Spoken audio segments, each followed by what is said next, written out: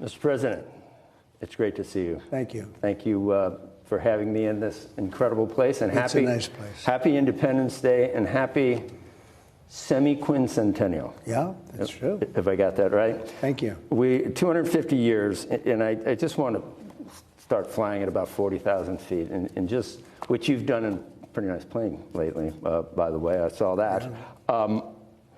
What's so amazing about this country, in your words, for the last 250 years? You always say, like never been seen before. There's never been a country like this that's ever been seen in the history of the world. Well, a lot of people don't understand that right now we are in a golden age.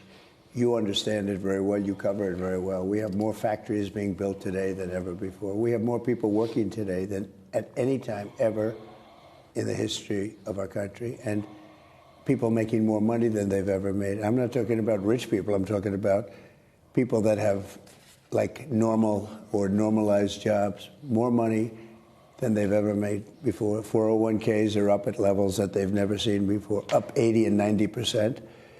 And the stock market's at an all-time high. I think it's 81 days out of a short, year and a half. 81 days, we have 81 records.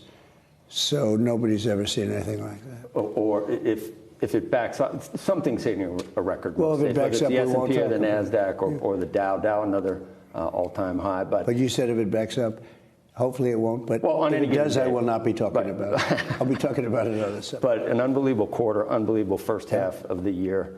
Your first term, we saw, I think, if depending on what you measure it from, either 80% from Election Day, I think, 70%. Yeah.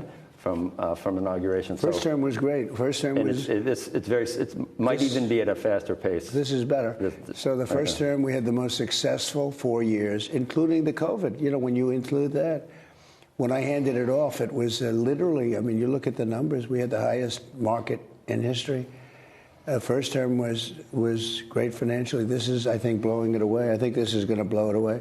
So we had the jobs number today, which is weird because it's Thursday, but the markets aren't open tomorrow. But 57,000 jobs were below expectations, and I think there were some revisions. But the job market has been stronger than people anticipated. However, we had $90 oil at 67, 68 today, right, and 57,000.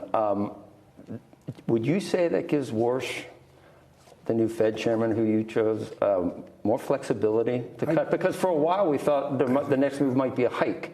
Now it's the stars are aligning, would you say, for him to cut? Well, he's got a board that maybe is a little bit hostile, and, unfortunately, and maybe a board that wants to do the wrong thing, so I don't know. He's a great guy and a great pro, and I know where he'd like to be, but he has to do what he has to do. I really think that I would love to be able to get back. In the old days, probably maybe before you started thinking about these things, but if you go back 20 or 25 years, when you announced great numbers, the stock market went up. When you announced bad numbers, the stock market would go down. Today, it's the opposite. When you announce good numbers, the stock market goes down, sometimes really way down, depending on how good. The better they are, the more, because they have this phobia. They have this horrible derangement syndrome about inflation. And growth can be good for inflation, not just bad for inflation. And it's a shame. Anytime numbers are announced that are not so good, I wish I could flip it the old way, that when you announce great numbers, because otherwise it's almost like they want to kill strength. They want to kill success. You announce good numbers. I want to, you have a couple of countries. India is one, doing very well, but it's at 7-8%. Others, take a look at Japan's numbers. I mean, they're doing very well. She's very good. She's doing a good job, a friend of mine. But they're allowed to go up. We're not allowed to go up. If we go up, they want to kill it. There's no reason we should stop at 4%. We should be at 12% and 13% GDP. And I hate what happens where in the old days, that's how we built the country.